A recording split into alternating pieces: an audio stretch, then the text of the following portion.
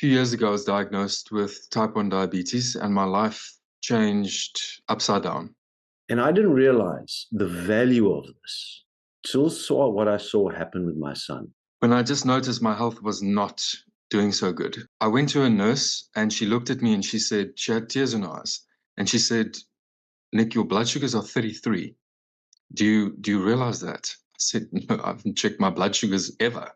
So yeah, if it's new to me, I don't even know what your blood sugars are supposed to be. So she said, "Well, you need to go to the hospital right now." Fast forward, after 7 diabetic ketoacidosis events in 5 years, where I nearly lost my life, struggling to cope with diabetes, things took a drastic turn last year, December, when Chris got a hold of me and sent me a 6-month supply of the products to use.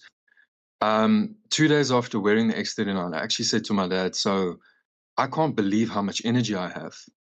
So it pretty much revolutionized everything. I was off my long-acting insulin, which I had been dependent on for 6 years. So I don't understand. Like, my life's changed. I can see again. I used to have to wear glasses to be able to read. My neuropathy is gone. It's completely disappeared. Brain fog, gone. No inflammation. All my pains disappeared.